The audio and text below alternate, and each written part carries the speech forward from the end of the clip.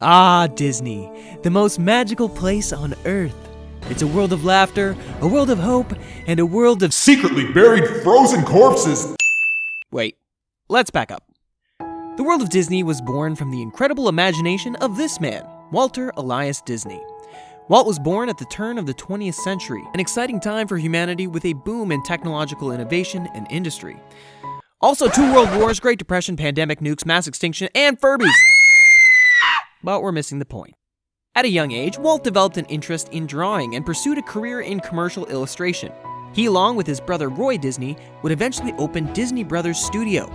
It was here, in that little studio, Walt would put pencil to paper and create perhaps the most iconic character of all time.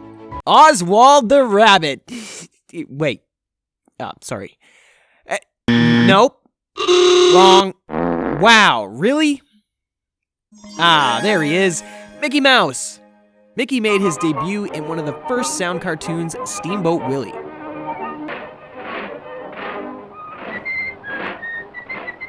This was a launching point for the mouse that would spawn appearances in over 130 films worldwide.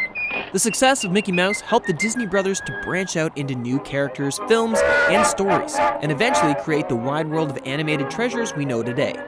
But Walt's ambition didn't stop there. In the 1950s, he branched out into the world of amusement parks, opening Disneyland in Anaheim, California. The doors opened in 1955 and have rarely been closed since then.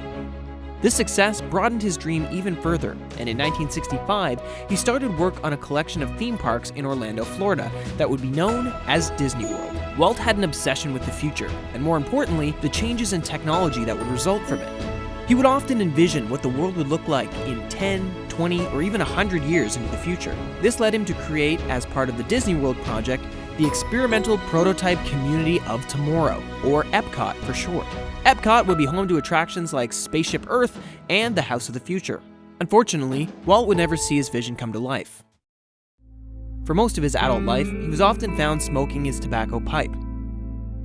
Just a year after planning for Disney World began in 1966, he was diagnosed with lung cancer. Within a month of his diagnosis, just 10 days after his 65th birthday, Walt passed away, leaving his legacy behind. History tells us that 2 days after his death, his remains were cremated and brought here to the Forest Lawn Memorial Park in Glendale, California. In fact, you can visit his apparent final resting place along with the likes of Nat King Cole, Humphrey Bogart, Clark Gable, and Michael Jackson. However, there are some that believe that Disney was never in fact cremated. Quite the opposite, in fact. His passion for the future led him to seek out a way to ensure he would be around to see it when the time was right. How? Walt Disney would put himself into a deep cryogenic state at the moment of his death and be placed in a secure location until such a time that science was ready for him to be thawed and cured of his disease, and he will once again sit atop the Disney throne. So, did it really happen? Is Walt Disney actually frozen? Oh, oof. Poor taste. Keep watching to find out. Disney on Ice hasn't always been a delightful evening of skating and tricks. In 1967, news broke that had a very different connotation. The story goes that a reporter for a local tabloid broke into the St. Joseph Hospital directly across from the Disney studio in Burbank by disguising himself as an orderly. The hospital is the site where Walt Disney apparently took his final breath just a few months earlier. What he saw was shocking. Suspended in a large metal cryogenic cylinder was none other than Walt Disney. Cryonics, for those who don't know, is when a person who is legally dead has their remains, usually a full body or even just a severed head, cooled to match the temperature of liquid nitrogen. This prevents any decay of the tissue until a time when science can revive and cure them of any disease that may have taken their life. Though many believe this is reserved for various wealthy fanatics, the truth is, you yourself can go into a cryosleep upon your death for just a one-time payment of $28,000, which can also be covered through your life insurance policy. So there you go, you too can live to see the Death Star built. Oh boy. But the conspiracy didn't end there.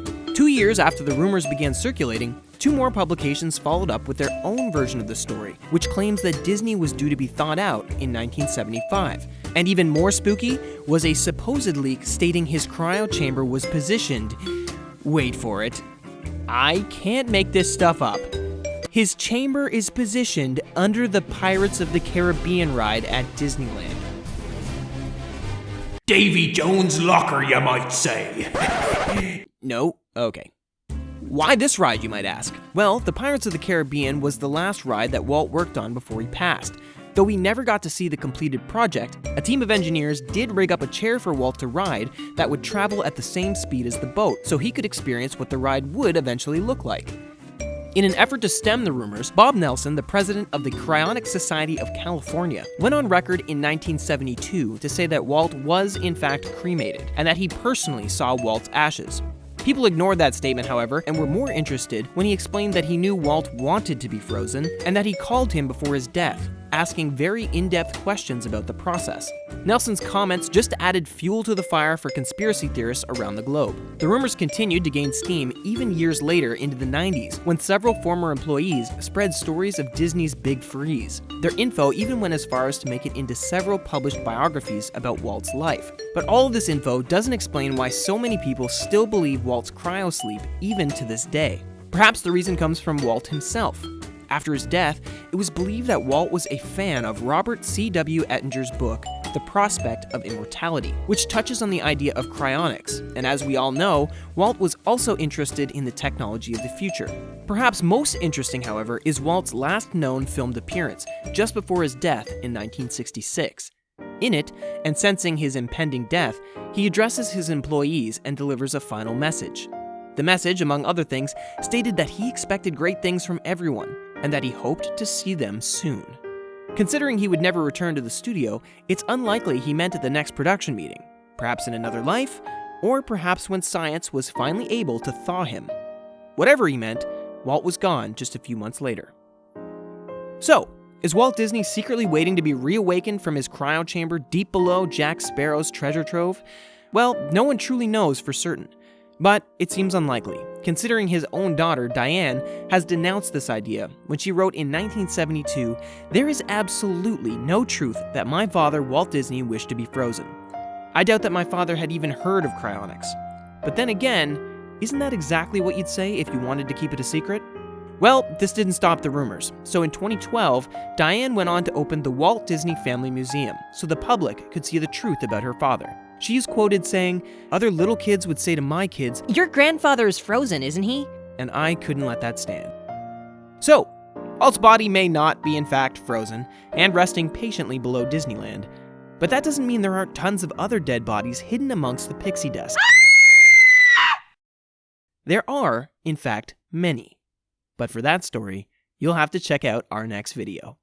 Thanks for watching. Be sure to like and subscribe to stay up to date with all the latest Odds and ends from across the globe.